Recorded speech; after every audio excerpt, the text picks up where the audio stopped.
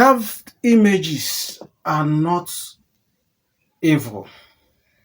Somebody asked me, he said, is it good to make graven images and have them in your temple? And I told the person, I said, any altar that does not have graven image is not an altar. What makes an altar is that it must have all these things, especially so many items, especially graven image. There's no such altar, not even in Israel. So this was exactly why I tell people, I said, if you listen to this teaching, you will stop to criticize the ways of worship of your fathers. The law, the commandment of worship says in the book of Genesis, chapter 20, verse 5, it says is that do not make any graven image of any being in heaven, on earth, in the water, and bow before it. To make graven image was not God's concern, but his concern is that do not make them and bow and worship them. And what is worship? Use the Bible encyclopedia.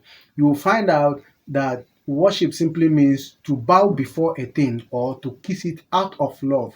That was why our fathers in African tradition and religion, when in their altar, you see they will have all these images, graven images in there, but before the entrance of their shrine or their altar, they will have something like, they will use fresh palm leaf or ribbon. These days they use red ribbon.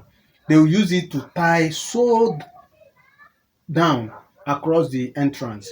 So when they tie that thing so close across the entrance, they want to enter, they use their back, bowing towards the outside of the shrine. Then they use their back to enter. Why do they do that? And if you want to come to make consultation, they will also warn you not to use your face to enter. You still use your back to enter. Some people think that the reason for our fathers to do that is because an evil practice that they were doing. No, why they do it, they don't want you to use your face to enter, because if you use your face to enter, you may mistakenly bow before a graven image. So they don't want to bow before a graven image. They use their back to enter there. So, and that was what the commandment of law says: do not make any graven image. And if you go to the temple of Solomon, after Solomon built the temple, if you go to the book of First Kings, chapter 6, verse 23, Bible, God said to Solomon, Solomon, go and meet so man, the son of so man. I have put in him my spirit. He shall carve for me 2 winged creatures. Each of them shall be 9 cubits tall. Each of their wings shall be 4.4 cubits long. From the end of each wing to the end of the other wing shall be 4.4 cubits long.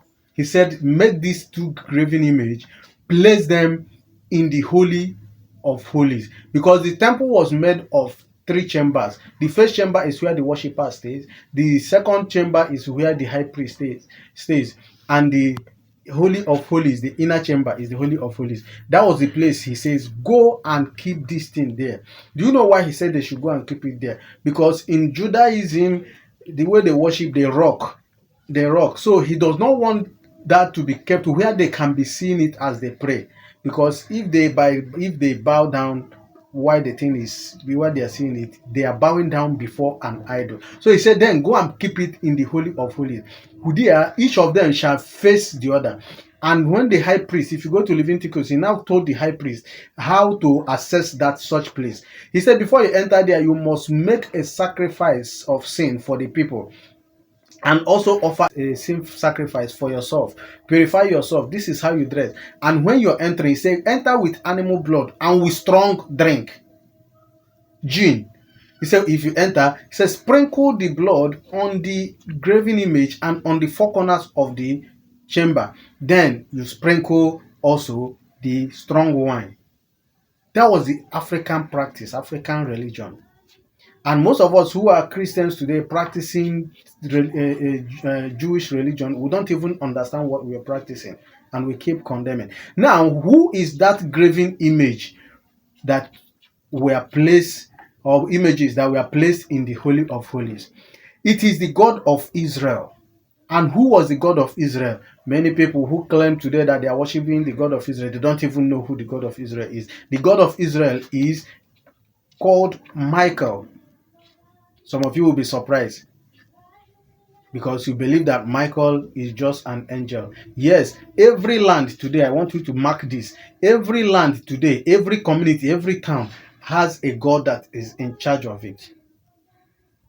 That is why Michael, if you go to the book of Daniel, chapter 10, go to 21 to 23. Bible says that Daniel was fasting for 21 days and he was praying to God. And that same day, the overall God, the king of the gods, released his guardian angel to go and give him an answer to his prayers.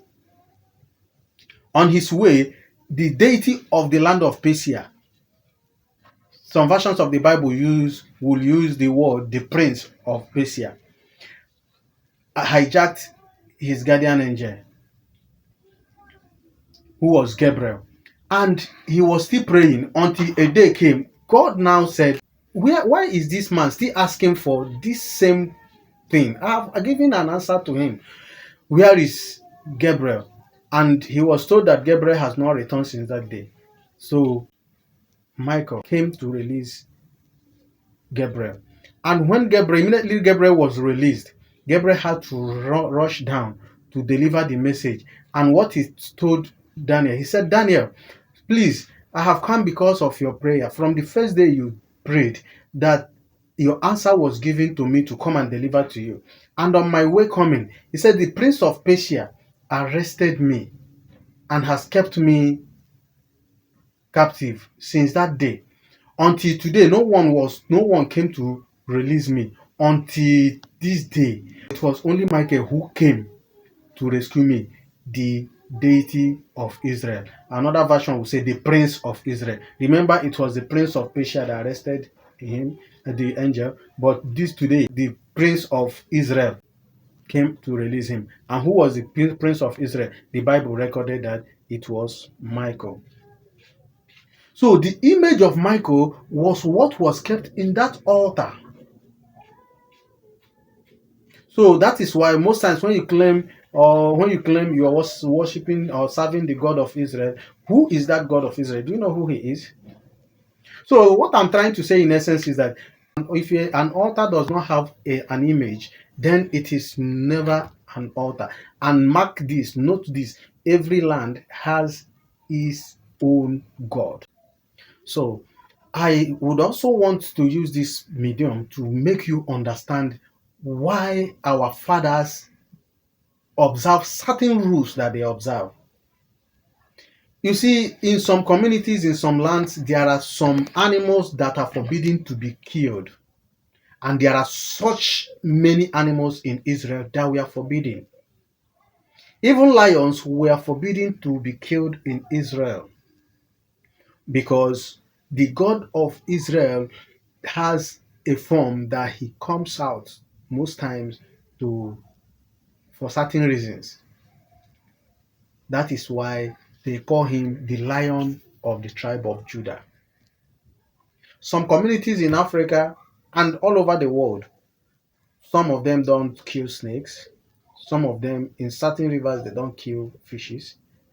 Some certain animals they don't kill. So if you are an African and you don't observe these rules within your community and you're observing the rules of another land, then you are not serving the true God. You are not serving God. So I made this reference so that you'll understand the reason for certain obligations and principles that our fathers lived. Thank you so much. And if you have any comment, even if it is contrary, please go to the comment section and drop your comments. Thank you so much.